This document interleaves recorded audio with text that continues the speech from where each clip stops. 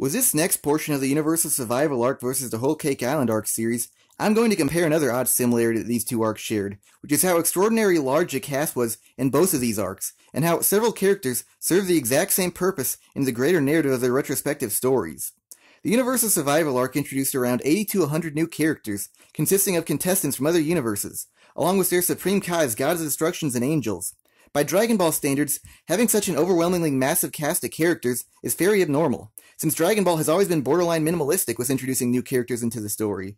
Since most of the cast is comprised of recurring characters, and typically one overall villain for each arc, though they do have some connections, typically something along the lines of minions. Since One Piece is more of an adventure story, each new arc can easily introduce a multitude of new characters, where the protagonists, the Straw Hat Pirates, traverse foreign lands, and are typically forced to battle against other pirate crews, evil organizations, or even just the natives of said lands. So it's not all that unusual for One Piece to have such a huge cast of characters in each arc, but the Whole Cake Island arc pushed it to a whole new level, where the Straw Hat Pirates are on a rescue mission to retrieve a kidnapped crewmate from his power-hungry family, while at the same time fighting against one of the most dangerous pirate crews in the entire world of One Piece, whose captain is obsessed with having as many kids as she could possibly have, and is known to be affiliated with other powerful pirate crews. The first topic I'm going to cover is how the majority of the new cast members were introduced into both series, and I'll begin with Dragon Ball Super first. Now, the bulk of the new cast members of the Universal Survival Arc were revealed at 2 points of the story, which was the beginning of the Tournament of Power and its preliminaries, so much of the cast were primarily revealed in massive character dumps. With the preliminaries to the tournament, 10 new Gods of Destruction were revealed, alongside with their even more powerful angel counterparts, plus with the addition of 9 new Supreme Kais. And with the actual tournament itself, this is where the majority of its contestants were first revealed, with a few minor exceptions though, like the Universe 6 female Saiyans, several Pride Troopers from Universe 11, and a number of team captains. Moving on to One Piece, the Whole Cake Island arc took a complete opposite approach to revealing its new cast members, which was much more gradual, due to the fact that the plot of the Whole Cake Island arc was essentially a stealth-based rescue operation, where the Straw Hat Pirates had to venture to the center of the Whole Cake Island, and slowly but steadily encounter foes along the way.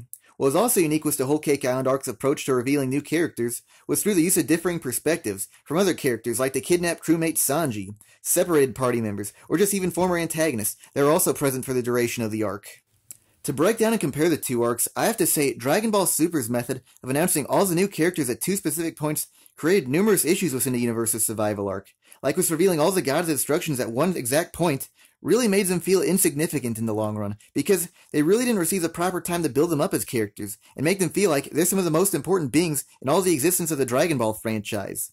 If characters are revealed in mass, they become difficult to remember, and more so remembered as being part of a crowd, rather than as actual characters. Now is how One Piece gradually introduced characters and emphasized which characters were integral to the story. So when the non-essential fighter characters began arriving, the audience knew who to focus on.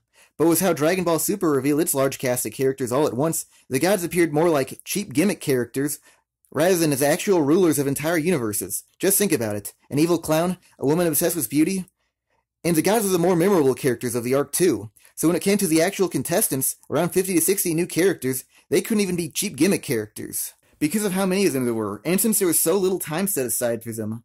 The problem that this created was that when they finally got their time in the spotlight, you can't even remember who they actually were. So they can't really progress as characters either, or just become interesting enough to become attached to. Where the Whole Cake Island arc shined at its brightest is by having its characters portrayed in one way in their initial appearance, but later in the arc when they're put under different circumstances, they have to show their true colors.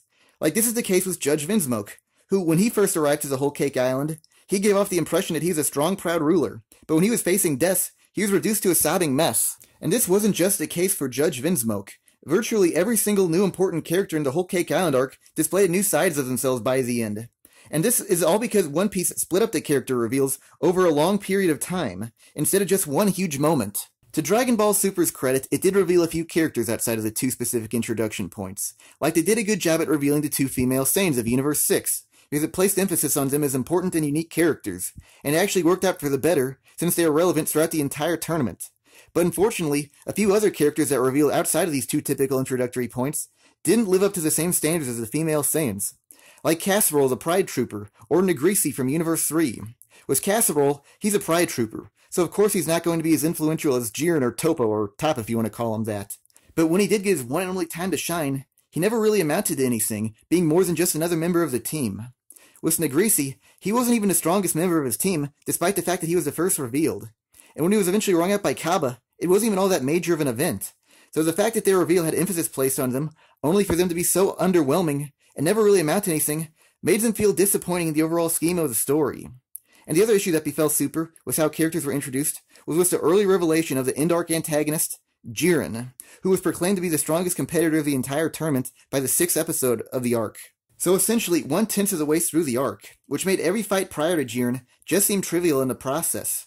Whereas this One Piece, the final boss of the Whole Cake Island arc, Katakuri, wasn't even revealed until about halfway through the arc, and he wasn't even confirmed to be the in-game boss until about another 10 to 15% of the way through.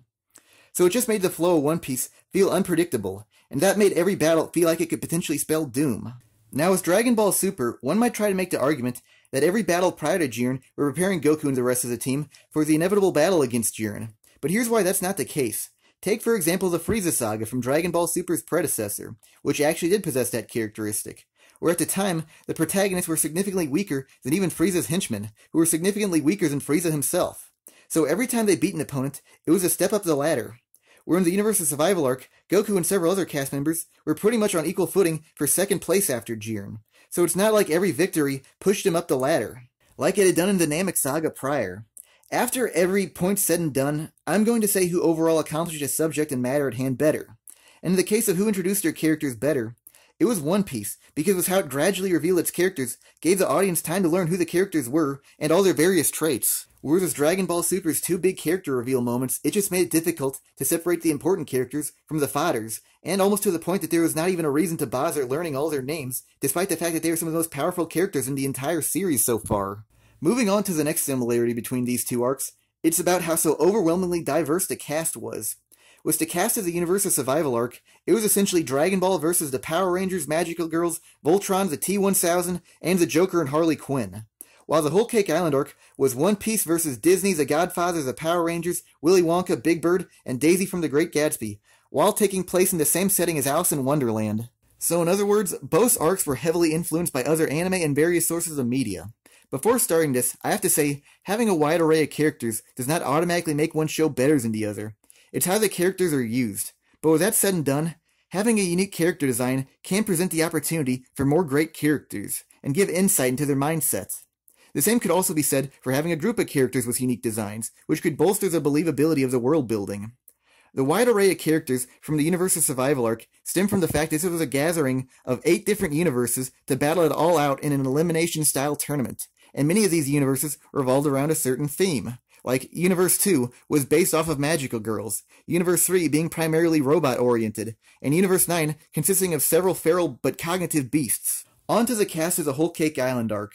As stated earlier, this arc was about the Straw Hat Pirates infiltrating the Whole Cake Island, which is run by the Pirate Empress Charlotte Linlin, aka Big Mom, whose goal is to make everyone get along, regardless of race, species, or size, even if she has to use force to make them do so. And one of the ways she practiced her beliefs is by having over 80 children from over 20 different fathers, many of them from different species, shapes, and sizes. So her children came in a variety of shapes and sizes also, with her smallest child being barely taller than that of a butterfly, while some of her tallest children are 3 times taller than the average human. Another aspect that made the Whole Cake Island arc's cast very diverse is that Big Mom possessed the ability to remove a portion of a person's soul and place it into other objects, such as animals, inanimate objects, or even the various elements of the world, which in turn gave the arc a very Disney-esque style. The Whole Cake Island arc also possessed several flashbacks, which covered stories ranging from around 100 years ago to 5 years prior to the present. Many of these flashbacks recounted the childhood of Big Mom's children, and also the Pirate Empress herself, in which she grew up on an island for giants. Also taking place during this arc was a wedding with several strange partygoers, Sentai-themed nobles, a mafia-themed pirate crew, leaders of criminal organizations, a bird who happens to be a journalist, an undercover agent, and for some reason an anthropomorphic frog. With all this said and done, both arcs clearly establish a diverse cast, so there's no clear winner or loser. Like I would say, One Piece wins in regards to shapes and sizes, while Dragon Ball Super won in terms of species and the color of characters. But what needs to be said is, most of the characters from the Whole Cake Island arc came out of one woman, while the Universal Survival arc's characters don't just span planets, but entire universes, so there's no way they should be on par with each other in terms of the diversity of the cast. Since Dragon Ball Super is on a universal scale, it should far exceed the Whole Cake Island arc in that regard. All in all, One Piece did a much better job of fulfilling its goal than Dragon Ball Super did, because all the characters from the Universe's Survival Arc seem like they could have originated from the exact same planet, let alone the universe. Personally, I would go so far to say that the characters from the Universe's Survival Arc actually seem less diverse than, say, the Namek Saga, or the non-canon Otherworld Tournament arc from Dragon Ball Z. How Super could have taken full advantage of the concept of having multiple universes is by having the same race evolve differently. Like maybe Universe 9 could have also had Saiyans, except they could have evolved more to the Great Ape side of the Saiyans, unlike the Universe 6 ones, who evolved more into humans. The other issue with the Universe's Survival Arc's cast is that they were all essentially humanoid-looking and bipedal. In One Piece, Big Mom actually had a daughter with octopus tentacles for legs, and there were several other characters from this arc that had mermaid tails. So maybe Dragon Ball Super could have had a few characters that walk on all fours, or since this is a tournament, maybe there even could have been a powerful animal that could survive on instinct rather than logic. Whilst on the topic of judging characters based on their appearances, I want to talk about their actual character designs. One of the major issues with the character designs from the characters of the Universe's Survival Arc was that several of them could be very difficult to differentiate from each other, because too many of them dressed uniformly, or just even from the same race. This was the case for the Angels and the Supreme Kais. Off the top of my head, I can only confidently link 3 or 4 Supreme Kais to their correct universe. And one of them I might add is because one of the Supreme Kais who represents Universe 3, the science/robotics-themed universe, sports glasses, which is a cliched way of portraying a character as smart. With One Piece, virtually every single important character had their own unique character design that reflected their personality. With Barrow, from first glance, it's obvious that he's a creepy character who made everything feel unnerving. With Katakuri, he's intimidating, and it sends a message he's going to be one of the strongest characters of the arc. And to showcase the other side of the spectrum, with Opera, it's clear he's foolish and cowardly. This isn't just the case for the male characters. The female characters also possess these defining designs. With Brule, her design makes her come off like a wicked witch, straight out of a fairy tale. And with Flampe, her design indicates that she's physically weak and would have to hide behind other characters, but also gives off a smug attitude. Now, there were some characters that shared similar designs within the whole Kick Island arc, but they actually had a reason to be so similar, as they were born from Big Mom as identical twins. And one of these sets of twins, the decuplets, actually had their similarities incorporated into their fighting style, where they could combine into a giant and more powerful version of themselves. Another way their identical looks served a greater purpose is that in an anime-only filler scene, one of the sets of twins would commit a foolish action, which would result in the wrong identical twin taking the blame and getting punished. So their identical appearance was used for Three Stooges-esque comedy purposes. One character from the Universe's Survival Arc whose design did give insight into who he was as a character was Topo. Now, why his design is above the rest is that he has a slightly different stature than most, by being overweight and not muscular like the rest of the characters. He also possesses larger than normal arms, with oversized hands, again disproportional from the rest of the cast, both of which were actually incorporated into his fighting style, through various grabs and by firing energy blasts using his clenched fists. Him possessing such an overgrown mustache was also a great way to get the point across that he was more older and experienced than the rest of the competitors of the tournament. This look also made him look very reminiscent to many old sci-fi anime captains, which helped to establish him into the image that he was a leader of the Pride Troopers. In my opinion, one minor fault in his design is that he sports the exact same uniform as his subordinates, which doesn't make him look like he's their leader. One way this could have been remedied is if he wore something like a captain's overcoat, or wartime medals, or the show could have gone the Star Trek route and given him a gold version of the Pride Trooper uniform to signify he's a higher ranking than the rest of them. One element that made the Pride Trooper uniform a good fit for Topo is that he saw the outfit as a symbol of his own justice. To Topo, justice is what he believed in the most. So later in the arc, when Topo utilizes God Destruction abilities, which doing so destroyed his Pride Trooper uniform, served as a visual representation of him abandoning his own ideals and sense of justice. Topo was far and away the most developed character, with how the appearance reflects a character's personality. But there were still a few more characters from Super who did just this, in a decent manner. Like was the God Destruction from Universe 9, Sidra, and his Supreme Kai Rho. With Sidra, he sports a long beard, and unlike the other God of Destruction, wears an undershirt instead of going shirtless. Both of these accessories make him look like he's a bit lazy or apathetic. And the story even goes so far to imply his non-attentive approach to being a God Destruction has led his universe to becoming one of the weakest universes. And with his Supreme Kai Rho, his face is very bony, which makes his face look like a skull, which is typically seen as a symbol of evil or death. And this supports his nature of being one of the most morally questionable characters of the arc and the only evil Supreme Kai. Now, these two character designs were interesting and reflected their personality, but here's what commonly plagued the designs of the Universe's Survival Arc, which is that the character would be based off of an animal from Earth and be given a few accessories, and that's ever really all they amounted to. Like take for example the character of Napapa, who if you don't remember, was a pig who was dressed up like a sumo wrestler. And that's all he was. He was a sumo wrestler who just happened to have the skin of a pig. There was nothing about him to push his identity any further than just his appearance. Now, the whole Cake Island arc also had characters that were based off of or heavily influenced by already existing characters or creatures. But here's how One Piece did it right, and I used the character of Barrow as an example. Now, he was obviously influenced by the fictional character of Willy Wonka, similar fashions, and both of the ideas behind their characters revolved around candy. But with Barrow, he didn't just create candy like Willy Wonka did, it was actually utilized in other ways of his character, like it was incorporated into his fighting style, to bind, restrain, and smother his opponents. His ability to create candy was also incorporated into everyday activities, like crafting objects, such as a prosthetic arm, an escalator, and even as a way to cross water. So Barrow built off of the influence of Willy Wonka, and was thus able to separate himself from his influence. Whereas Napapa did nothing to separate himself from the average sumo wrestler, and essentially possessed the exact same moveset as one also. Since I just brought up the techniques and fighting styles of Barrow, I'll continue on with that, by comparing and contrasting the various fighting styles of other characters from both arcs. To be fair, I have to say this.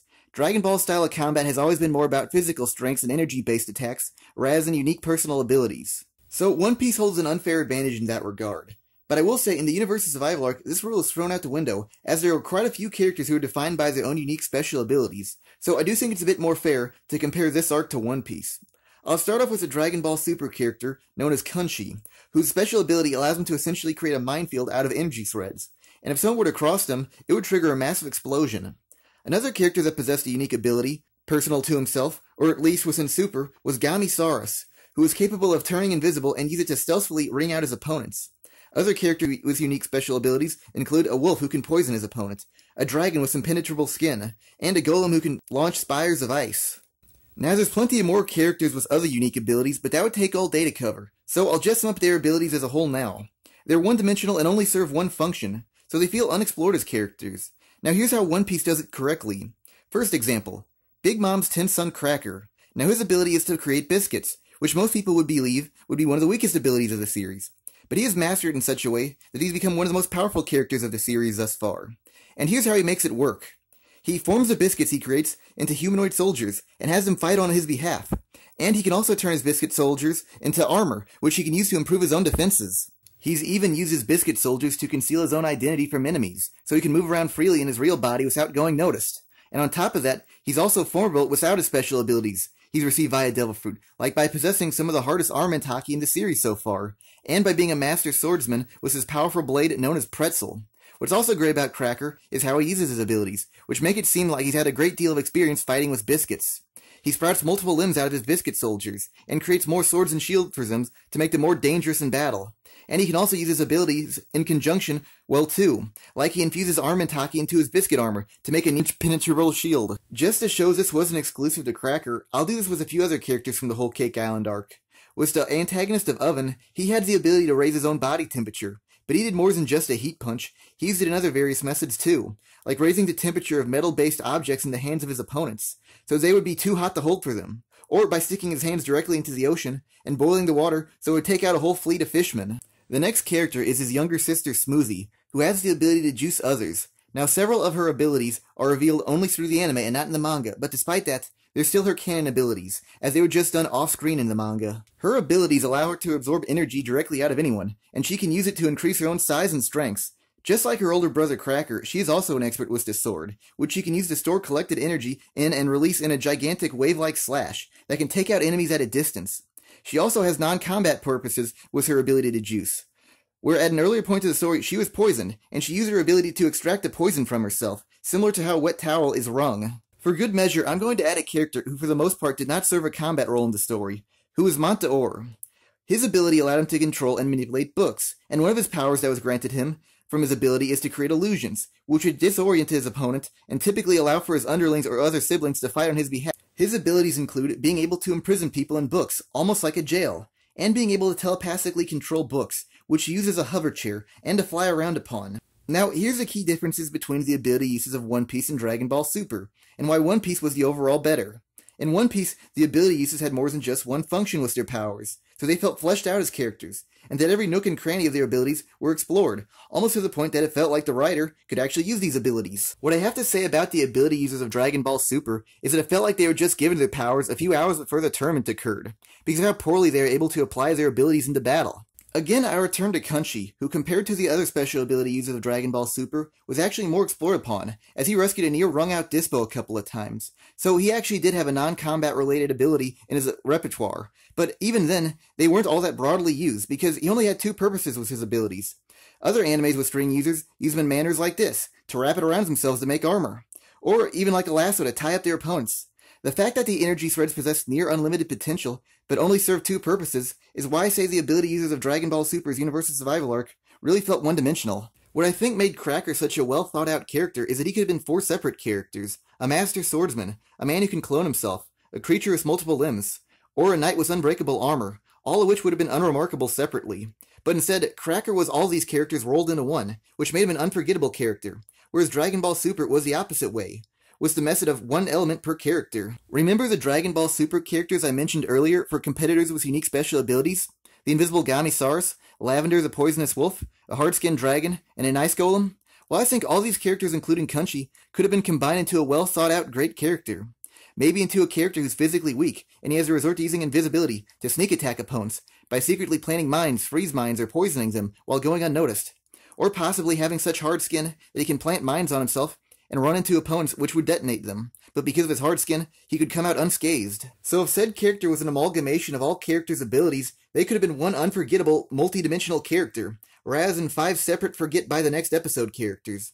Keep this in mind too, all the great villains of Dragon Ball Z have more than just one ability. Like Cell, for example, he can absorb opponents, use psychic powers, instantly regenerate, and make infant clones of himself. What also made the special ability users of One Piece more superior is that there are more to them as characters than just their special abilities, because even without their powers, they still displayed an aura of intimidation. Many of them were freakishly tall. Both Cracker and Smoothie were experts with swords, and Mont Dor was known for being a strategic genius. So these One Piece characters transcend just being overpowered weirdos into being multi-layered threats. All these topics I've just mentioned share one commonality, and I tie this all back to the topic of how diversity was used in both retrospective arcs.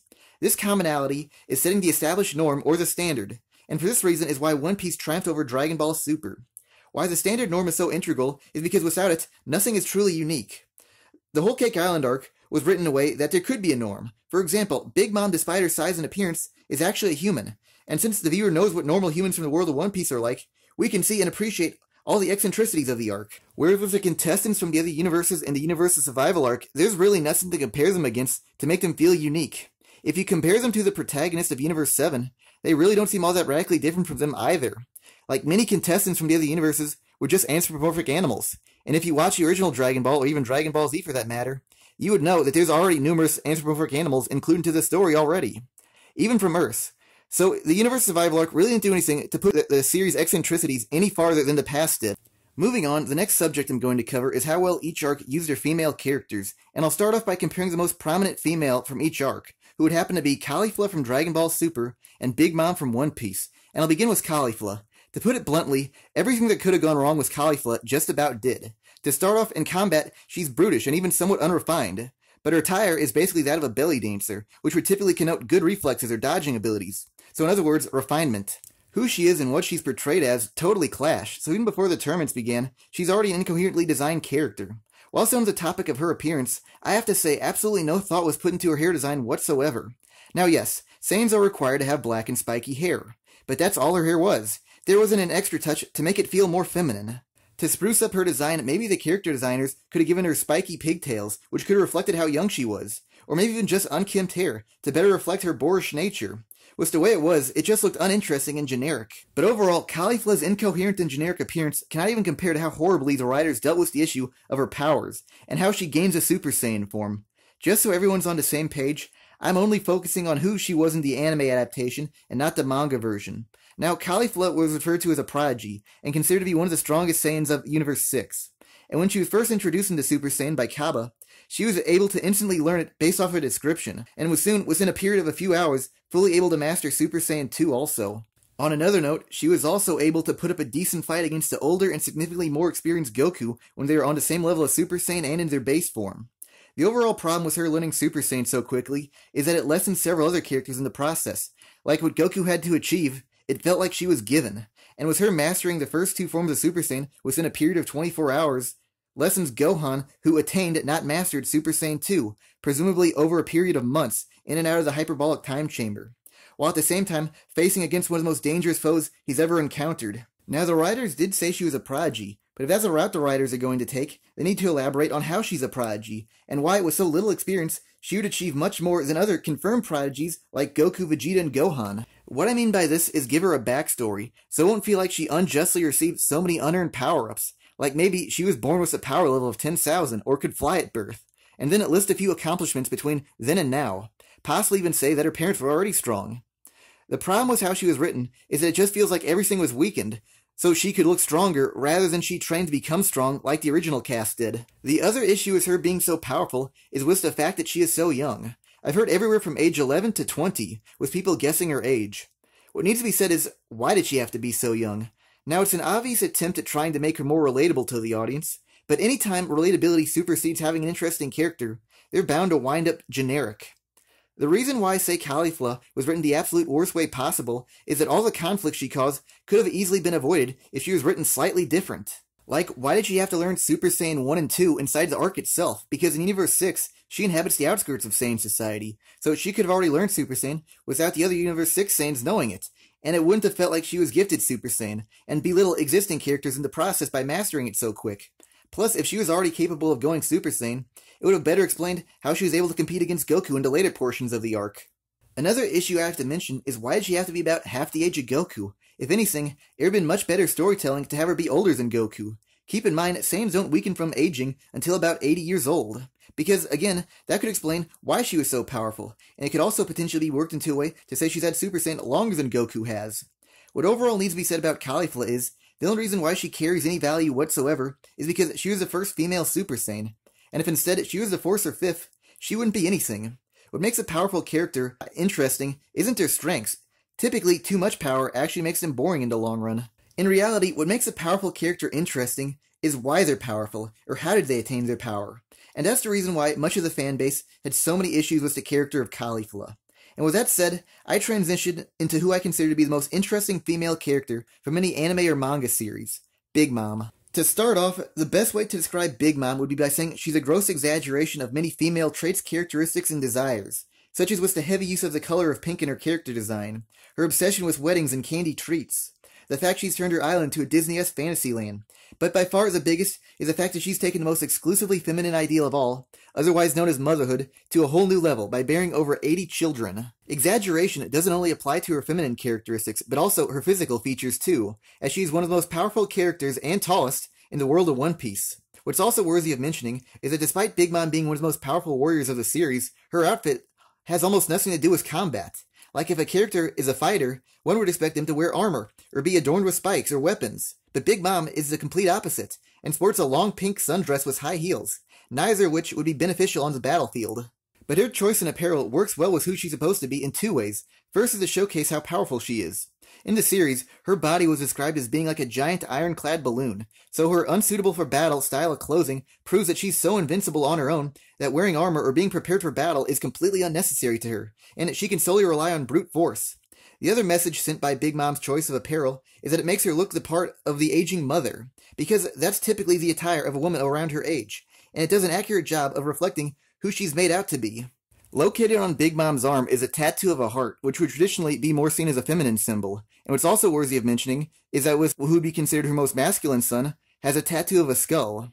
The same also applies to who would be currently considered the most masculine emperor of One Piece, Kaido. So in a certain sense, Big Mom having a tattoo of a heart is her fully accepting her female traits and rejecting any that would be considered masculine. Another element of Big Mom's character is that she can be very two-faced. One minute she can be very cheery and kind, but the next minute she can become sinister, with the intention of intimidating others. So the bright use of colors in her character design can help make her mood swings be all the more intense. The other reason why Big Mom is one of the best characters in One Piece, or just such a solidly written character in general, is how her power feels very legitimate. With Big Mom, she was born just as any other child, but she started to grow at an alarming rate that by the age of 5, she was already about 3 times larger than her parents. As a child, she was also prone to having hunger pangs, and during these periods, she would lose control of herself, and unknowingly destroy the surrounding area in the process, which caused her to be exiled from her homeland. Both of these facts allude to how powerful she was at an early age, and since it's at such an early age, it gives her near unlimited potential to increase her strengths. This is also bolstered by the fact that she grows at such a rapid pace. The story made the progression of her growth all the more legitimate by periodically checking back in on her during all the flashback sequences of the Whole Cake Island arc. Like at an earlier point of her flashback, she accidentally effortlessly kills a bear because she believed it to be bullying another animal. And another moment that displayed her growth is that during one of her hunger pangs, she accidentally fatally wounded an elder giant. who was one of the two strongest creatures on the island she inhabited after her exile from her parents' homeland. And this flashback concluded with her consuming the Soul fruit, which also increased her power. These flashbacks contain another method of how it displayed the growth of the young Big Mom, by showing her bounty continuously growing over the years. To compare the two, I'll start off with this. Big Mom has a place in the world. She's referred to as a pirate emperor, one of 4 in the world of One Piece. Owns a cluster of islands, possesses major influence over powerful countries and criminal enterprises, to the point that many people of the world even joked that not even the devil himself would reject an invitation from Big Mom, and also has command over one of the most powerful pirate crews in the entire series. Whereas, who is the supposedly strongest Saiyan of Universe 6, Caulifla, to the rest of her kind? She hangs out in a junky warehouse with what would be considered at best a street gang? Now, she may very well be influential to the rest of the Saiyans of Universe 6, but if that was the case, it was never elaborated upon, and neither did it clearly establish her place in the world.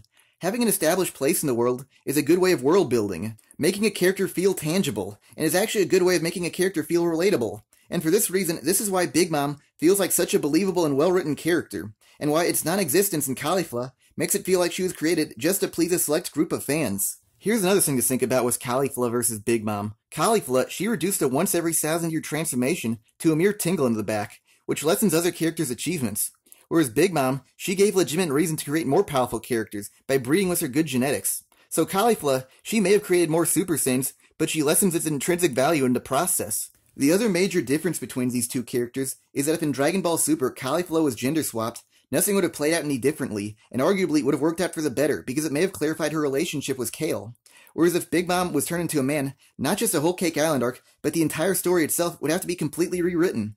Like, would a man who conquered lands and fathered dozens of children, would he care about a wedding as much as a woman would have? The relationship with not just her children, but also the people of her past who influenced her, would also have to be changed too. To be fair, it's much more realistic that a man would father 80 kids, rather than one lone woman. But even though it's more practical, it's less intriguing than if it happened to a woman.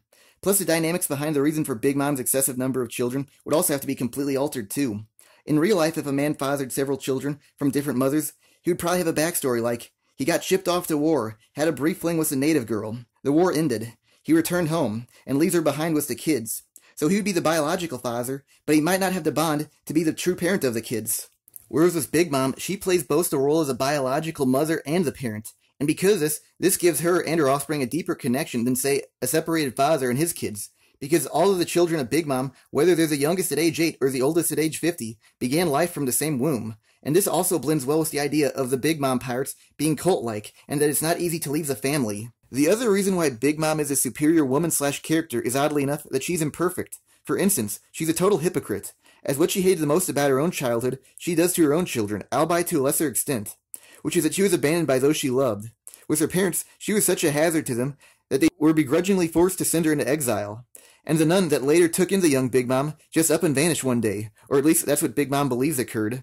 With the current Big Mom, she might not be dumping her kids off on some random island like her parents did to her, but she's still a hypocrite in her own way, as she was not there for her kids when they needed her the most, like when Katakuri and Brule were attacked as children, or when Pudding was being bullied on account of her third eye. So in a certain sense, she also abandoned her kids too. Another way Big Mom is a hypocrite is that she wants all creatures of the world to live in harmony together, but is willing to use violence to force them to live in peace. So she wants to stop violence, but is fine with using it herself. Back to Caulifla, she lacks any sort of flaw in her character. Now yes, many dislike her because she was very loud and annoying, but that's just the audience's opinion of her, not her character. The closest thing to a blemish she has in her character is that she cheated in the Tournament of Power by using the Patara earrings. But even so, that's not so much of an element of who she is, plus it was ruled legal during the tournament, so she technically didn't even break the rules in the long run. The reason why I believe characters having flaws is always a good idea, for multiple reasons that is that it can make a character feel more realistic, because in real life, nothing's completely perfect. It's also an easy way for the audience to become attached to characters, and overall, they frankly make a character much more interesting in the long run too. Because if a character is perfect, they've essentially plateaued, and can no longer improve or develop as a character. Whereas if a character is imperfect, they can always grow and potentially develop into something even better than what they once were. If I had to sum up the difference between Caulifla and Big Mom in a single sentence, I would say Caulifla is only seen as being great because she's a woman, whereas Big Mom is just a great character in general, regardless of gender. Moving on, I'm going to discuss the significance and the roles of the secondary female characters from both retrospective arcs, and I'll begin with the second most important female in the Universe's Survival arc, Kale. First, I'm going to address the elephant in the room, that she is just a blatant ripoff of who is far and away the most masculine character in the entire franchise. With Kale's transformation into Super Saiyan Grade C, everything about it just felt completely forced and unnatural, whereas with the original Broly's legendary Super Saiyan transformation falls completely within the realm of possibility. In Broly's base form, his natural build is already large and muscular, so if he bulked up, that's what his body would have actually become. Whereas with Kale's body, it had no resemblance to what it once was. And plus, Broly's personality fits with what it was to become the legendary Super Saiyan form. So he overall has the mentality and the setup for such a destructive transformation. Whereas Kale's personality goes from a timid scaredy cat to a destructive force of nature. So as her transformation, it just feels like a gigantic leap rather than being properly connected. Especially since it's a biologically based transformation. Now maybe if her transformation was the result of an external influence like magic or drugs, then it might be justifiable. What's kind of funny is that the writers based a female character off of one of the most masculine characters of the series, and because of this, Kale comes across more as a cross-dressing male rather than a female character. So for a character that's intended to relate to an audience, she really doesn't relate to anyone. So all in all, everything about Kale's Super Saiyan Grade C transformation is just plain incoherent. With all this said and done, I don't necessarily believe that Kale is inherently a bad character.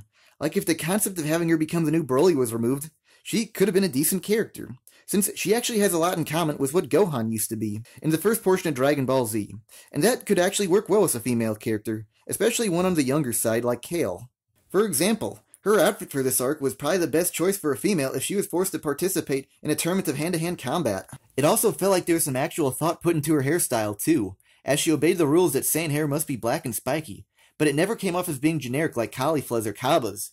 The fact that her hair is held up in a ponytail could also come off as being a metaphor, too, for her strengths and mental state, as when her hair is tied up in a ponytail, it could represent her power laying dormant and being restricted by her shy and timid self, whereas when her hair is free in her Super Saiyan form, it's her unleashing her true power and not succumbing to her fears. Though her calm state of mind is superior to her phony Broly form, it still does come with its own baggage, as she mastered Super Saiyan far too easily, especially for someone who isn't all that confident in their own abilities.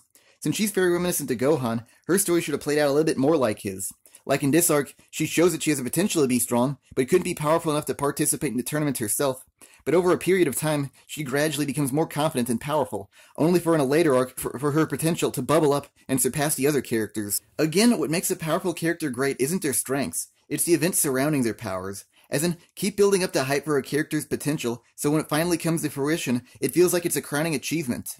Shifting focus to a new female from the Universal Survival arc, I'll continue on with Ribrianne. Now, Ribrianne is probably one of the most universally despised characters from the Universal Survival arc amongst the Dragon Ball fandom, which I don't think originates from her character and personality, but more so with how she was utilized within the arc itself. Like with how she received a disproportionate amount of screen time despite really only participating in brief skirmishes, which served little to no impact on the overall narrative of the arc, and potentially even took away time from more significant characters. Though I will say her frequent and almost obsessive use of the word love can be used as a notch against her personality. With her faults out of the way, let's return back to who she actually is. Overall, Ribrianne has one of the better movesets of the competitors from the tournament to power, with attacks like energy arrows, or various pink heart-shaped energy blasts, which reflect her obsession with the idea of love. Another one of her attacks essentially had her fly ass first into another competitor, which made excellent use of her unusual body shape, or at least unusual compared to the other competitors of the tournament. What was also interesting and unique about Ribrianne was that she was a bit more experimental than the other characters of the tournament, as her character plays off the magical girl genre, except in reverse, where typically most magical girl designs are elongated and skinny, and become more attractive after transformations, whereas Ribrianne did the exact opposite, by becoming shorter and pudgier, plus a lot less human looking, so by most standards, her image would be the exact opposite of beauty.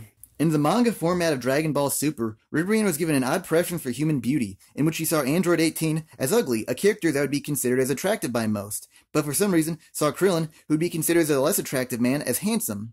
What made her preferences such a great element to her character is that it helped reinforce the idea that she is the reverse magical girl, where every norm is the opposite. This measure also solidifies the idea that her customs and culture are very different than the series' protagonist, so this is one of the few instances of the arc where another contestant actually felt like they came from an entirely different universe other than Universe 7. Out of all the women present in the Universal Survival arc, Ribrianne was really the only one that had to be a woman, or maybe more correctly put is, she would be the only female that would have to be entirely rewritten if all the female characters had to become male roles instead. Caulifla's tomboyish, Kale's based off a man, and the rest of the women from this arc were practically background characters, which had no development whatsoever. So Ribrianne was misused and could come across as annoying, but overall, as a woman, she was actually written pretty well. Now more on the idea that the women of this arc were used as background characters. The reason why I say this is because several female cast members felt like they were only present just to balance out the gender ratio between men and women, rather than serving an actual purpose or just being an interesting character worthy of screen time. For example, there are 10 Pride Troopers, 9 men, 1 woman, 12 Gods of Destruction, 11 males, 1 female, and of these 2 women, neither served all that much of a purpose other than just being the female of the group. Coquette, the Pride Trooper, worked as a team with 4 other Pride Troopers, and all she did for them is just make a few barriers. Coincidentally, she looks very similar to the male character, Magus, from the video game Chrono Trigger, whose illustrations were also done by the author of Dragon Ball, Akira Toriyama, because of their similar pointed ears and slick back long hair. Again, I have to say the series is desperately trying to include more women to the franchise, but they keep coming across as rip-offs of existing male characters. With the Goddess of Destruction, Gira, sometimes referred to as Hellas, in the anime, she was literally just a spectator, and didn't do anything significant. Even in the manga where she had more of a presence, she wouldn't do all that much either. The most she did in that variation was use an energy bow in the preliminaries.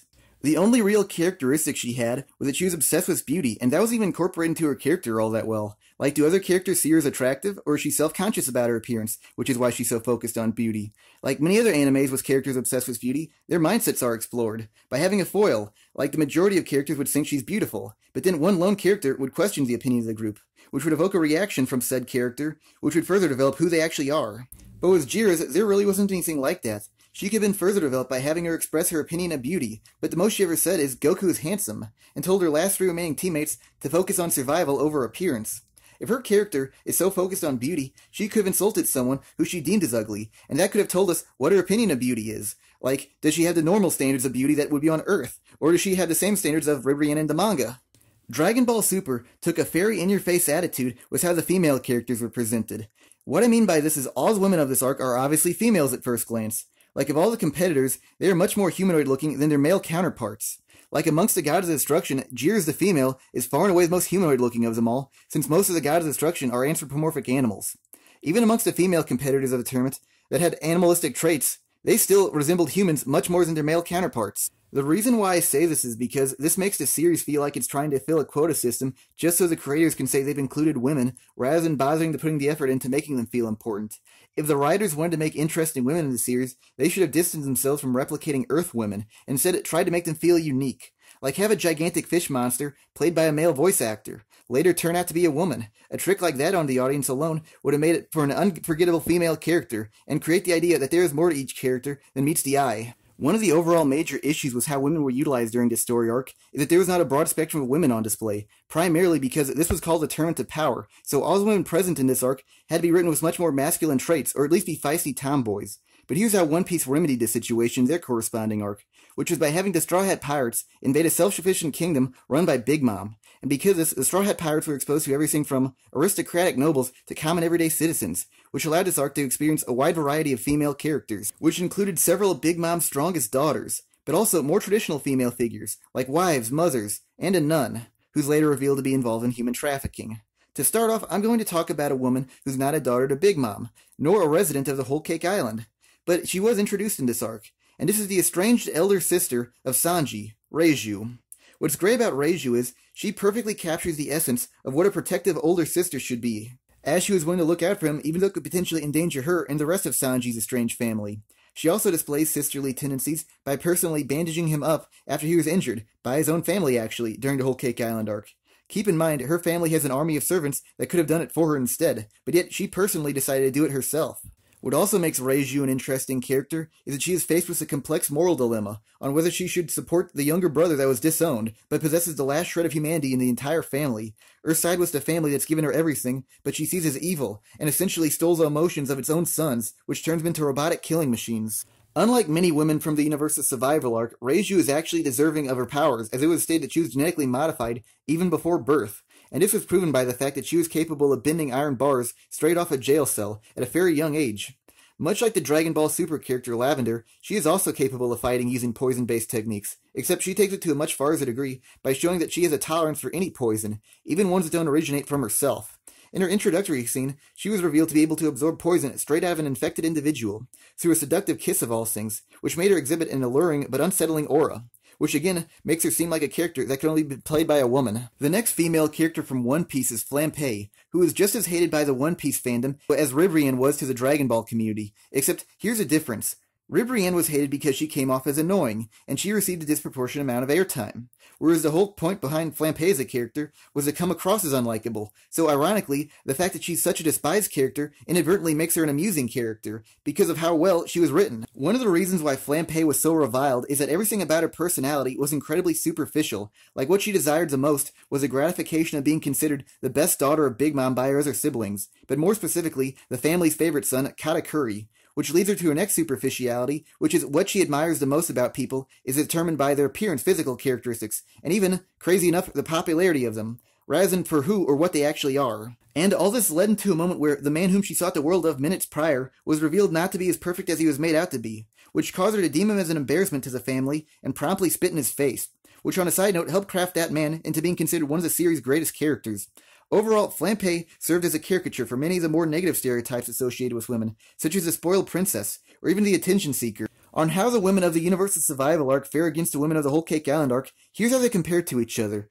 To start off, when it comes down to it, most of the women of the Universal Survival arc are the exact same character archetype used over and over again, as in this description could pretty much fit all of them. They're younger than the men, and mildly more aggressive than their male counterparts, sometimes used a comedic effect. Maybe even a tad bit sinister at times, but overall, at the end of the day, good-natured at heart. Plus, many women wore similar outfits during the tournament, namely belly shirts, so there wasn't all that much of a variety of personalities in the females of the Universal Survival arc. Whereas every woman from the Whole Cake Island arc felt unique and fully fleshed out, and they came in many varieties, such as young women, old women, short women, giant women, ugly women, drop-dead gorgeous women, long-leg women, long-arm women, long-neck women, powerful women, weak women, and crazily enough, animate, inanimate object women. But more importantly, every female felt like her own original character, and not just some copy and paste cutout meant to cater to a certain group of fans. With One Piece, every woman's appearance felt like it told a story about who they are and what they've experienced. As I stated earlier, Brule looked like a witch straight out of a fairy tale. But what's even more telling about her design is the fact that she had a massive scar running down the front of her face. A little touch like this gives her a history and makes it feel like she existed prior to the Straw Hat trip to the Whole Cake Island. The time she received her scar is actually later elaborated on in one of the final moments of the arc too. And this simple but effective touch wasn't just a case for Brule. Take for example her sister Aphile, who's always seen smoking, and coupled with the fact that she dresses scantily, makes her seem like a sleazy character. Another character who also has a nice touch like this incorporated into her design was one of the central female characters of this arc, Pudding. Now she suffers from split personality disorder, one side who is sweet and loving, while the other side is manipulative and sadistic. And how this is visually represented through her design is through her hairstyle, that is made up of two-parted pigtails, and was how her hair split apart could be used as a metaphor for her split personality. My rationale behind this? The only other character in this arc that has a similar hairstyle is the child Big Mom, who also has a split personality disorder because of her hunger pangs. This is more so an action rather than a physical feature, but the fact that Smoothie can so casually juice the life out of anyone, even her own underlings, tells of how cruel a person she can be. Getting back on topic, the character of Amon's design also makes it feel like there's more to her character than was actually told. Her choice of apparel consists of a long flowing dress with a substantially larger than normal hat that frequently shrouds her face, which makes her come off like a ghostly apparition, or at the very least mysterious. And also supplemented by the fact that she has extremely pale skin. All of these elements of her design makes it feel like there's a deeper, unexplored side of who she is as a character, and because of this, I want to learn more about her as a character, and that doesn't only apply to Amon. Because if you're in the One Piece community, you'll have noticed how many fans have been clamoring on about how they want Smoothie to return back into the series, so she can be further expanded upon. Whereas a colossal chunk of the Dragon Ball fanbase never even want to hear the names of Cauliflower or Ribrianne ever again. Speaking of names, this leads me to another similarity between these two arcs, which is how many characters from both arcs' names were inspired by food or kitchen appliances. With Dragon Ball Super, most of the contestants newly introduced into the series were named after various foods. Cauliflower, kale. All gods of destructions, angels, and supreme kais were named after alcoholic beverages, and several members of the Pride Troopers were named after food-related items. Kettle, Tupperware, disposal, and the English adaptation of Topo's name is Top, which is pot spelled backwards. With One Piece, the majority of Big Mom's children, and in one case an ex-husband, share a motif of being named after sweet treats, particularly of French origin, with such names as Brule, Galette, Broyer, Chiffon, Angel, short for Angel Food Cake, Brownie, Zucotto, and Custard. Some that aren't named after sweet treats but still share the food motif are Mash, Cornstarch, Raisin, and Snack. What also works well with the names of Big Mom's children being based off of food is that Big Mom herself, being the woman child she is, who's obsessed with candy, probably named them after treats she wanted at the time, which reflects her treat-loving nature, well, through her choice of naming her children. With Dragon Ball Super's characters being named after food, there was really no rhyme or reason behind it rather than just doing it for fun. So there's nothing wrong with it, of course, but it certainly doesn't enhance the characters as it did with One Piece. Though it does eventually become exhausting, especially since all the deities' names had to be a reference to an alcoholic beverage, like many characters' names began to seem uncreative and forced. Martinu, Margarita, Kukatail. This was also the case with Caulifla too, because it didn't even feel like a natural name and just comes across as an obvious reference to cauliflower, so again it just felt contrived, because it just seems like the writers were trying to perpetuate the trend of naming Saiyans after vegetables, rather than just being a good name itself. On comments for another video, I heard someone say she should have been named Kali, which I agree with, because Caulifla just seems like a syllable too long, whereas Kali is not as blatantly obvious to a reference to being cauliflower as the former. Plus it just sounds like an actual name, especially for a girl. What also made the food-based names of One Piece so ingenious is that they actually mesh well with what the character's abilities were. Like with Cracker, who can control biscuits, which are a similar type of food to his namesake. And it's played up in another way with his character, through dual meanings, with the term Firecracker, as Cracker literally has a ponytail that's on fire, which looks similar to the lit fuse of a firecracker. Another character whose abilities are intertwined with their names is Smoothie, whose power allows her to juice her opponents. I'm starting to sound like a broken record. For those of you who don't know what smoothies are, they are cream-like drinks that are a mixture of fruit juices and cream substances like yogurt. So her name and powers have similar ideas behind them. Another character whose name possesses deeper intentions behind it is Pudding, whose role in this arc was to be the fiancé of Sanji, potentially even a future love interest later in the story. And the term pudding also shares dual meanings, as in a creamy dessert or a term of affection to a loved one. And she fits both of these definitions, by being a chocolate chef herself, and potentially by being a future love interest to Sanji. This one's a bit more minor in the long run, but overall still works well, and it's that one of Big Mom's daughters is named Cinnamon, and her hair is the exact same shade of reddish brown as the spice she is named after. This next character's name isn't based off of a food, but it is a play on words in regards to eating, and it's Parasparrow. The name Parasparrow is a clever combination of words deriving from the sound of paro, which is a Japanese onomatopoeia for the sound of licking, and Parasparrow possesses an unnaturally long tongue. And the other word to make up his name is based off of a Shakespearean sorcerer known as Prospero, from the play The Tempest. So in a certain sense, Parasparrow is a sorcerer of candy. So the name Parasparrow is a fun wordplay. The next comparison between these two arcs is about the individual factions present in each arc, on how they function, their relationships, and roles within the group. In the Universe's Survival arc, the factions consist of teams that are made up of representatives from each universe participating in the Tournament of Power. And further in classification could include the duties of every deity, by their species, whether it be angels, supreme kais, or gods of destruction. Moving on to the factions from the Whole Cake Island arc, they would be split up as such. The residents of the island, the Big Mom Pirates. Their invaders, the Straw Hat Pirates. And other groups consist of other pirate crews vying for the good graces of Big Mom, such as the Fire Tank Pirates, the Fishman Pirates, and the Vinsmoke family, otherwise known as Germa 66. One of the overall issues that plagues the factions from the Universal Survival arc is that it can be very difficult to distinguish who is from what team because of how many competitors were on the exact same stage at the exact same time. Even though there were some unifying concepts behind each team, like Universe 2 being a majority woman team, or Universe 9 being very dirty looking because of the hostile environment of their home universe. But even then, neither team's trait was exclusive to just their own universe, as most teams had a woman in their ranks, and some other teams had some scruffy looking characters on their ranks too. But on the flip side, the Whole Cake Island arc completely managed to dodge all said issues by using various methods, and one such method was through the use of naming. Now, I did not call the naming behind the characters of One Piece ingenious for nothing, as each faction in One Piece had their own unique scheme of names. For instance, the Fire Tank Pirates were all named after infamous Italian-American mafia figures. The captain of the Fire Tank Pirates is known as Capone Beige, obviously a reference to Al Capone, and his right-hand men named Vito and Gotti, whose names are influenced by Vito Corleone from Mario Puzo's The Godfather, and presumably John Gotti, head of the Gambino crime family. The Vinsmoke family also had their own naming system too, where the final syllable of every son's name in the family would end with G, which translates to prince, and the first syllable of their name would begin with a number and go down numerically by order of birth, so their names would translate to first prince, second prince, third prince, and so on. Two other reasons why the Vinsmoke male names were so easy to associate together was that their names rhymed, Ichiji, Niji, Sanji, and Yanji, and the most obvious reason why the brothers' names linked them together is that they shared a surname, unlike any competitors from the Universal Survival arc.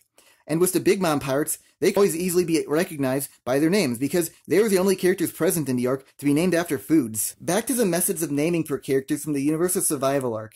The thing about them is, their names can be very disorganized, because most competitors were named after foods or spices, instead of their own isolated subjects, so there was much overlap with names between teams, so it could be very unclear who was on what team. The Universal Survival Arc did have one method to make some factions be instantly recognizable, which was by making them wear uniforms. And this was the case for Universe 11, but more specifically the Pride Troopers. But the problem with how this was incorporated into the Pride Troopers was that it stripped them of any individuality and made them come across as generic. But here's how the Vinsmoke family from One Piece did it correctly, by wearing uniforms called raid suits. To start off, there were different variants for males and females, and the leader, Judge Vinsmoke, wore one completely unique to himself. And the individual members all wore different colored raid suits, which made them stand apart from each other. And because of their more stylized design, it established a hierarchy, and was much more personalized, as opposed to the standard red and black Pride Trooper uniform. The next segment of the factions of both arcs is what their overall goal was, or purpose for existing. I'll begin with One Piece. Now, the overall goal of the Straw Hat Pirates in the Whole Cake Island arc was to retrieve their kidnapped crewmate Sanji, who was being forced against his will to marry Big Mom's daughter Pudding. Now, the Vinsmoke family kidnapped their estranged son Sanji in order to marry him off to the Big Mom Pirates, so they can ally with his newfound mother-in-law, so they can use her might to reconquer territories their family lost generations ago. The reason why the Big Mom Pirates were so willing to marry off one of their daughters to the Vinsmoke family was to gain access to their technology, which allowed them to clone soldiers and build a massive army of mindlessly obedient soldiers, and Big Mom wanted that power for herself and her empire. But she had no desire to ally with the Vinsmokes, and planned to eliminate them shortly after she got her hands on their cloning technology. And finally, the Fire Tank Pirates wanted to gain the trust of Big Mom, so they could later eliminate her, and gain standing in the world. Now, the teams from the Universal Survival Arc aren't necessarily factions per se, with the exception of maybe Universe 7 and the Pride Troopers, because of the rest of the teams, their existence was created solely to fight and determine the power, to prevent the universe from getting erased, and they presumably weren't even aware of each other beforehand. But with the Pride Troopers, they were already an existing organization, who acted as a galactic police force for Universe 11, whose goal was to keep the universe safe by capturing and defeating criminals, with the occasional odd job of rescuing a kid's pet from a tree. Here's what would be the most major difference between these two arcs' factions' purposes, which would be that in Dragon Ball Super, the team's goal stayed the exact same through the entirety of the arc. The only slight change there was, that could even be argued, is that the characters of Goku and Vegeta might have tried to learn Ultra Instinct, but that was no overall dramatic of a change by the final episode. Whereas the intentions of the factions in the Whole Cake Island arc evolved over time. Like at first, the Straw Hat Pirates' only goal was to rescue Sanji, but when they later met the Fire Tank Pirates, their goal morphed into helping them eliminate Big Mom and rescue the Vinsmoke family. And after the plan had failed, the leader of the Straw Hat Pirates wanted to fight Katakuri and learn how to use his future sight observation haki. And this wasn't just the case for the Straw Hat Pirates too. Once the Vinsmoke family were rescued from the clutches of Big Mom's assassins, they felt they owed a debt to the Straw Hats, and helped them fight off the soldiers of Big Mom. So they went from being enemies to allies. And with the Fishman Pirates, they were on good terms with the Straw Hats, but played the neutral card with them so they wouldn't earn the wrath of Big Mom. Only later, for when their captain joined the Straw Hats, they came to aid their former captain. One of the reasons why this works much better for One Piece is that every chapter or episode felt like there was some sort of progression, or that each character was one step closer to getting what they wanted. Whereas with the Universal Survival Arcs tournament, there was no reward or sense of accomplishment until the ring out of the final competitor, because all the work could be completely meaningless if they were wrung out first. The other differences between these two arcs was how the goals were used, is that the factions of the Universal Survival Arc's sole purpose was to prevent their universe from getting erased, which isn't all that telling about the teams themselves. Whereas take the goals of the Big Mom Pirates, for example. The fact that they desired the Vinsmoke cloning technology shows that they wanted to acquire more power, and that they intended to eliminate them afterwards shows that they hold no respect for loyalty and should be considered on the side of evil. One way the Universal Survival Arc could have explored the mindsets of their characters better is through the use of the wish they were to receive if they won the tournament. For example, since Universe 9 is known for being a desolate wasteland on a galactic scale, maybe their team could have used their wish to improve the environment of their own universe, and that could have fleshed them out as characters. But unfortunately, very few characters of the arc wishes were ever elaborated on. Off the top of my head, I can only think two of them, Ribrian and Jiren, and Jiren's was only revealed in the manga. Let me put it this way. What if Topo won the tournament on his own, while Jiren sat in the back and meditated? What would have Topo have wished for? Or would he have given his wish to Jiren? Doing either of these choices would have been much better than what they actually did, which was nothing. If I had to sum up the differences between the factions and tensions between both franchises, I would say the factions of the Whole Cake Island arc had both a purpose and a goal, whereas the factions of the Universal Survival arc only had a purpose. The next subject I'm going to cover, while still on the topic of how well the factions functioned, is their relationship with their other crewmates and their opinions of the other groups. I'll start off again with the Universal Survival arc. Now, amongst the factions of this arc, there are some individual relationships established within themselves. Like in Universe 9, there were the Danger Trio, who were three brother wolves. With Universe 2, there was the idol group the Kamikaze Fireballs. And with Universe 3, Paparoni himself created some of its robotic members, and modified their cyborg warriors. Some of the other gods also showed disdain for Beerus for spoiling a game of hide-and-seek. But with all this said and done, what left me wondering throughout this arc was what was Jiren's opinions of the gods of destruction, who he has presumably surpassed. And because of this, would he deem them as unnecessary, or still holds them in such high regard? And because of unanswered questions like this, makes many of the relationships within this arc feel lacking. Plus, many of the relationships I just previously addressed were more high-profile characters, minus Paparoni, but even then, it's not like his relationship with his creations were all that intricate either. Like, did he possess an actual emotional attachment to them? Or did he just view them as objects he created? What also made the factions' relationship within their own teams feel lacking is that most of them felt like they had no connection to each other, with a few minor exceptions I already addressed. Even if there's no relationship between the individual members, there still should have been at least some answers if that is indeed the case, which could have easily been answered if one character made a comment like, 5 hours ago I didn't even know gods existed, now I'm fighting in a tournament for one in order to save the universe. Now yes, it can be very time-consuming if every character's relationship with their gods and fellow teammates were explored, but here's how One Piece covered so many characters' relationships with a few simple tricks. One instance of this was when Cracker encountered one of his long-lost stepfathers, Pound, in which he told him that according to Big Mom, that fathers are just outsiders with no blood relationship to the main family, and after saying that, he was immediately about to take his life. That simple comment covers so many relationships in this arc that it's not even funny, as it indicates that Big Mom possesses a massive influence over her own kids, addresses the lack of fathers present in the arc, Big Mom's opinions of her former lovers, and makes the entire family come off as cultish. One simple solution done in One Piece to help develop the views of the cast was this. In One Piece, there is a running gag that Sanji is a pervert, and when he lays eyes on an attractive woman, his eyes pop out of his head in the shape of hearts.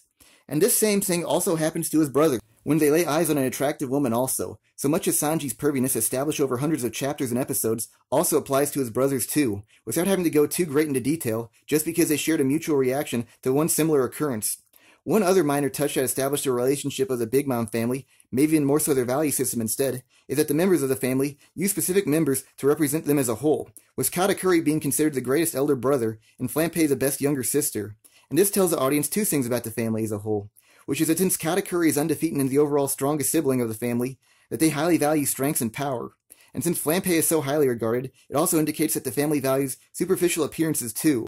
Despite the fact that One Piece does a lot of little stuff to represent whole groups, personal relationships on a 1v1 basis are still present throughout the arc, like with Reiju and her younger brother Sanji, despite him being the failure of the family. Katakuri preferring Brule as a younger sister over Flampe, and a few of Big Mom's daughters, like Chiffon and Praline, favoring their husbands, their current family, over their former family. What was overall great about the relationships of the characters within the whole Cake Island arc is that everyone had one, and it felt like it told something about who they were. Take for example the character of Vito, whose role in this arc is so small that he's not even important enough to be considered a supporting character, but regardless of that, even he had his own opinions in relationship with others. As when he was a child, he was a huge fan of the Germa 66 comic, and because of this, he keeps trying to be buddy-buddy with Sanji, who happens to be a descendant of who the comic is based off of.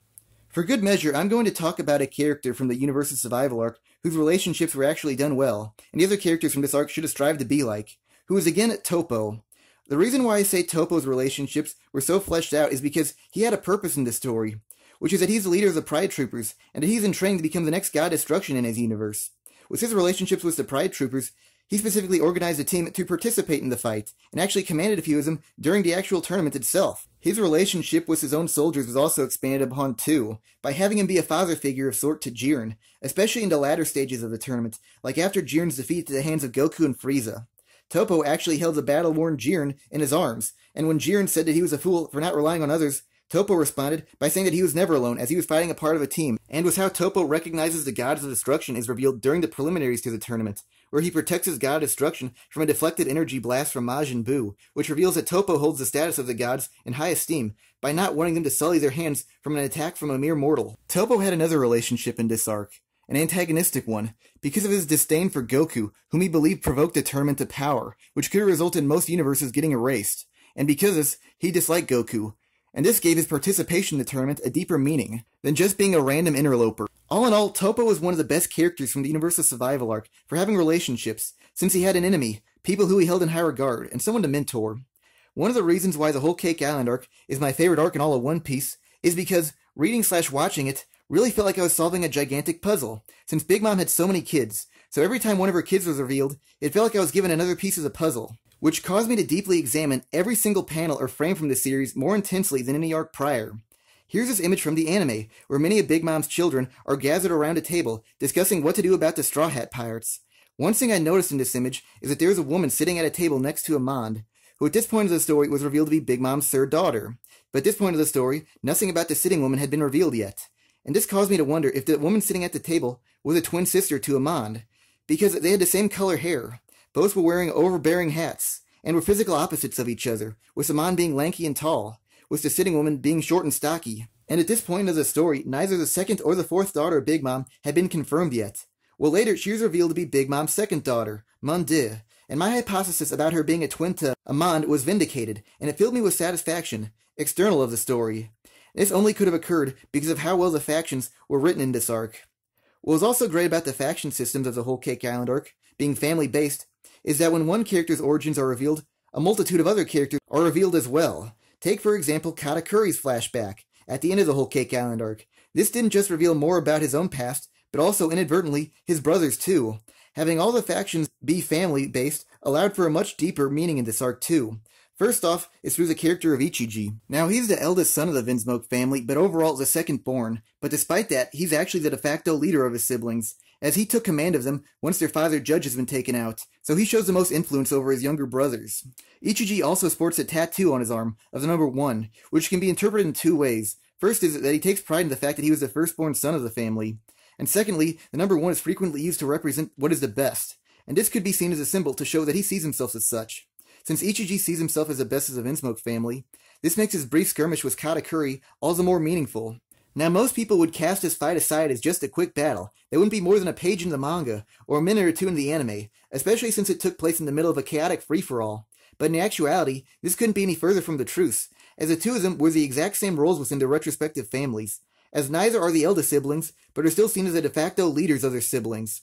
So this serves as a microcosm for the two families, as the best fight the best.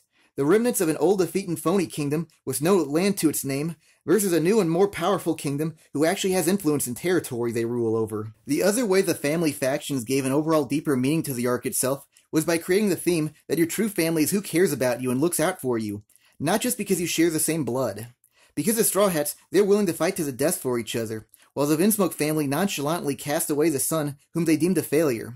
Or how the Big Mom family live in a constant state of fear because of their matriarch, superficially look up to certain members without even knowing who they truly are. Or just how many siblings totally distrust each other, and are willing to lie to each other just to save their own skin. This next topic about relations between characters doesn't necessarily pertain to the faction system, but the cast as a whole. And this is with the power scaling. Now in Dragon Ball Super, the power scaling was virtually non-existent, and the best you can argue for any sort of measurement is really only 3 tiers, as in the Jiren Ultra Instinct tier, Super Powered tier, and everyone else tier.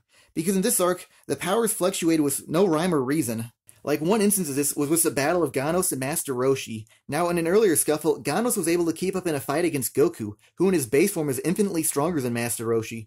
But yet somehow, later in the arc, Master Roshi was able to overpower an enhanced version of Ganos during a beam struggle. There was also many power level inconsistency moments because of Goku's frequent use of Super Saiyan Blue against less than stellar opposition, especially during the recruitment phase of this arc. Now, I know someone out there is making the argument that in Super Saiyan Blue, Goku can control energy better, but even if that is the case, it also stated that it consumes stamina at a much more rapid pace, which also created other inconsistencies, like Goku being exhausted at the end of an episode, only for him to use it immediately again in the following episode, which ended up making the arc feel more disjointed, or like every episode was written by a different person. To be fair, One Piece did have its own fair share of moments like this, like the team of Jinbei and the Straw Hat Pirates successfully pushing back to starve Big Mom, or Luffy sustaining a disproportionate amount of damage compared to Katakuri, but yet somehow finding a way to take home the victory. But here's the difference. There's at least some rationale behind the inconsistencies of One Piece. Like with Big Mom, she was in a weakened state from hunger, and was only kicked off a ship, not beaten.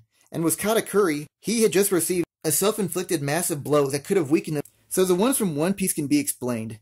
Now, One Piece also did the power scaling rather well, but in their own unique way, because of the bounty system, which doesn't necessarily translate into who would win in a fight, but considering the fact all these characters are from one crew, it's probably more correct than if they were to be compared to other characters from other crews. There was also another way One Piece developed the power structure, which was that in the Big Mom Pirates, she promoted certain underlings to higher ranks, like the Sweet Commanders, which consisted of Cracker, Katakuri, Smoothie, and formerly Snack. but even without the bounty and rank system, this arc still did a decent job of making a power scaling just on fights alone, as it is plainly obvious that Big Mom's the most powerful member of the crew, since she casually defeated her opponents. Katakuri effortlessly defeated Ichiji, who gave Oven a tough fight, so it proves Katakuri is more powerful than Oven, and on the flip side, Ichiji easily beat Dosmarch, so we can conclude Oven's a lot stronger than Dosmarch. Whereas in the Universal Survival arc, Dispo struggled against a random monster, but yet somehow fought on equal footing against Frieza and Gohan. One other element was how One Piece was better with handling such a large cast, was that the whole Cake Island actually consisted of a cluster of islands. So if the story never dove that deep into random members of the Big Mom Pirates, it was excusable, because they could have been islands apart and away from the action. Whereas the bulk of the Universal Survival arc took place on one small platform. Now, if one tries to make the argument that the tournament itself was a free-for-all fighting frenzy, and too much was going on to focus on individual characters, then the same could also be said for the whole Cake Island arc too, as many of the less important children of Big Mom were only present during the free-for-all fighting frenzies too, like Pudding's wedding, or Luffy's return to Chocolate Town from the Mirror World. But despite that, even if they were never all that elaborated on, the fact that they're in the Big Mom family, previously revealed information can be linked to them, and help establish who they actually are. Like Cracker's revelation of how the family holds no value to the fathers of Big Mom's children, or that Katakuri was voted the best older brother in a family poll. With all that said and done, One Piece knows how to do a large cast right. Now there are some other similarities between both arcs, but I've already covered much of what they were about, or they're so insignificant that they're not worth going too in-depth about. So I'll just mention them now. Factions that were heavily influenced by the Sentai genre. Characters who were first believed to be one person, only later to be revealed as other characters, hiding in the belly of the original character. And anthropomorphic rabbits. Now moving on to the final portion of this video, I'll be discussing characters who shared the exact same purpose in the overall narrative of their story, or in other words, their role. To start off, I'm going to compare characters who at first came across as annoying, only later in the arc to redeem themselves, and come back as better characters. Now as Super, there are quite a few characters that could fit this role, like the Universe 6 female Saiyans, who felt like they were handed everything, or even their Namekian counterparts, who never really did anything until the episode they were eliminated in. But for this one, I'm going with Ribrian, who was the least offended by the fandom, and from One Piece, it'll be Big Mom's ex-husband Pound. Since I already covered why Ribrian was annoying, I'll cut ahead to how she was redeemed, which was once it became obvious that Universe 2 was about to get erased. Being the idol she is, she told her frightened universe to not give up hope, and believe in their remaining fighters, which caused her universe to have a moment of unity. And when the last fighters were finally wrung out, her universe acted with dignity, and accepted their fate, and Ribrian did a final pose, which showed they always stayed the same, even until the very end. On to Pound. He was the father of Chiffon, and his sole desire in life was to see his daughter's face, because his ex sent him into exile shortly after her birth, and never let him even hold her. With Pound, he came across as annoying for many reasons, as he was a coward and a crybaby in the face of Cracker. He also kept saying how he wanted apple juice, and a little bit later into the story, he briefly accompanied the Straw Hat Pirates, only later to abandon them when they were about to be put into a situation where they could lose. But how Pound redeemed himself later in the arc is that when his daughter Chiffon was considered a traitor to the family, and was thus being hunted down by one of Big Mom's strongest sons, Oven, and knowing that, he openly tried his best to protect his daughter by fighting off her pursuer, even though he knew that he could never win against him. And this presumably resulted in his death. And what makes this all the more tragic is that Chiffon did not even know who he was, and will presumably never learn of his sacrifice to her. The reason why Pound's redemption is superior to that of Ribrian's is that he overcomes his previously established cowardice by facing off against an opponent whom he can't even dream of defeating. Plus the fact that his sacrifice will never be known almost ironically makes him an unforgettable character. Whereas with Ribrian, her universe wasn't the only universe to get erased, and it was also later resurrected, which somewhat nullified the effects of the earlier sorrow. The next two characters who had similar roles are Jiren and Katakuri, who are the end arc antagonists, but not necessarily the strongest characters present in the arc. Now, I already extensively covered this in another video, which I will provide in a link in the description below, so I won't go too deep in this, but here are their similarities. Despite both of them being antagonists, neither of them are really bad guys, and are actually only enemies due to circumstance instead. They also shared the same roles within their factions too, which was to be the surefire solutions in their group, so both of them are basically seen as the unbeatable member of their team. But despite that being their image, neither are the leader of their factions. And what's the result of who did the role better in the prior comparison video? Let's just say Katakuri had a good night. The next comparison of similar roles between these two arcs are the overpowered children who happen to be the big boss of the arc, was to Omni King and Big Mom, and I'll begin with Big Mom. Now the reason why she was so childish is because she had no parental figures growing up to help her grow to adulthood, which was primarily because at an early age, she was already bigger and stronger than most adults, so she never had anyone to look up to, figuratively and literally. And because of this, she retained all her childish mannerisms into her old age. Moving on to the Omni King from Dragon Ball Super, the thing about him is, there's really no explanation why he is what he is. So for all we know, he could have the exact same background as Big Mom, where he was just too powerful to be influenced by anyone else to become more mature, but it was just never revealed if that was the case. And because that, Big Mom has to be the default better character, since she has at least some proper reasoning behind how she came to be. The next mutually shared role between both arcs is the previous subject's assistants, who would be the Grand Priest and Barrow. With the Grand Priest, he is very similar to the Omni King, as he has a mysterious background, but his actions speak volumes more than the Omni King's. Because the Omni King has a childish ignorance behind him, his actions can be explained, whereas with the Grand Priest, you have no idea what's behind the rationale of his behavior at times. Like, sometimes he can be playful and childishly smile, particularly when Goku's around, but be very menacing when others go against his will. And this can make him come across as creepy at times. And because of his enigmatic behavior, the fans even began to speculate if he's going to be a future antagonist or even try to throw a coup against the Omni King. Since the Grand Priest can be a bit unpredictable, he's a bit more of an interesting character. Though there is the argument that since he never did anything too unusual by the end of the arc, he can be a bit bland and underwhelming. Now his One Piece equivalent, Barrow, can come across just as menacing. He openly threatened to turn his enemies into candy and lick them to death, a particularly weird way to go out. He's also shown to have a sadistic side by tormenting his opponents, like by squeezing Caesar Clown's still beating heart that's been removed via Devil Fruit abilities. Or even cornering the Vinsmoke Patriarch and comparing him to lambs to slaughter. What also helps the aura of Barrow's eccentric creepiness is the idea that he can create candy, and was even shown to be offering it to others, almost like he's trying to lure them into a spider's web. What also makes Barrow come off as creepy is his stature, that somewhat violates the typical One Piece design, as he is tall and powerful, but not muscular like, say, Katakuri or Oven, but instead skinny and frail, almost sickly looking. Now, on who's the better assistant, admittedly there could be a decent argument made for both characters, especially since Barrow can be too heavily influenced by Willy Wonka. But the reason for why I would choose Barrow instead is because he's more manipulative. Like the story even somewhat implies, he might have more everyday influence over the whole Cake Island than his mother. And he's also shown coercing her during her period of hunger pangs. So you could say there's more of Barrow as a character than just being an assistant. And now onto the final comparison of roles, which is between Topo and Cracker, who would both be seen as the mini-boss of the arc, and to later show how the situation had drastically escalated. Now as Topo, he was the boss to the preliminaries of the tournament, as he had to fight Goku in an exhibition match of sorts. In this fight, Goku was forced to go all out just to come out with a draw. And in the manga version, Goku actually lost when Topo kicked him in the stomach in order to ring him out. And after Goku's fight against Topo, Topo reveals that there is someone on his team whose power far exceeds his own, which ramps up the tension of the arc and makes his portion feel like it was only the beginning to a much more dire situation. Moving on to Cracker. Now when he is first seen, he's revealed to be a giant, wearing armor made of biscuits, while wielding a massive sword, and is told by Big Mom to go subdue Luffy, who has infiltrated the whole Cake Island. And before she sends him off, she makes the comment that since Luffy barely scraped by with a win against Doflamingo, at the time the most recent major antagonist of the One Piece story, then Cracker should be easily able to win against Luffy. Onto the portion where he and Luffy actually had to do battle. Now in Luffy's base form, all of his attacks were ineffective against Cracker's might, which forced him to transform into his Force Gear form, the form he took to beat Doflamingo, and immediately got the upper hand, and forced Cracker back, thus breaking his armor, only to reveal there's an entirely different man inside the armor, the true Cracker, who in turn creates an army of soldiers just as powerful as what Luffy had just destroyed. Now here's how Cracker played the role as a mini-boss better than Topo, which is that he began a recurring trend of the arc itself, that there's more than meets the eye with every character, by first appearing as one character, only later to turning out to be another person. And Cracker didn't just win because of that too. He also did a better job of escalating the situation too, which was by being very reminiscent looking to the previous antagonist at Doflamingo. When Cracker's true form was first revealed, he was in the exact same crouching position that Doflamingo frequently took. Both men are also constantly seen smiling. They even somewhat dress similar too, as Doflamingo wears a coat but lets his torso be exposed, while Cracker is shirtless but wears shoulder pads. They even have similar uses for their Devil Fruit abilities, as Doflamingo controls strings and uses them to manipulate people as if they were puppets, while Cracker creates biscuit soldiers and manipulates them as if they were used as puppets. These two characters also share similar heights and builds, as Doflamingo is exactly 10 feet tall, and Cracker is 10'1", possibly meaning Cracker's a bit stronger than Doflamingo. One thing I neglected to mention earlier is that Cracker is only one of 3 Sweet Commanders of the army of Big Mom. So what needs to be said is, by having these two characters be so similar in nature basically implies that they're just as powerful as one another, which sends a message that there are at least 3 characters just as strong, but presumably stronger, than the last major antagonist that put Luffy in a coma for a few days. And those characters are even dwarfed by a character who's far beyond them too, and this does an excellent job of showing how the situation has escalated to the next level.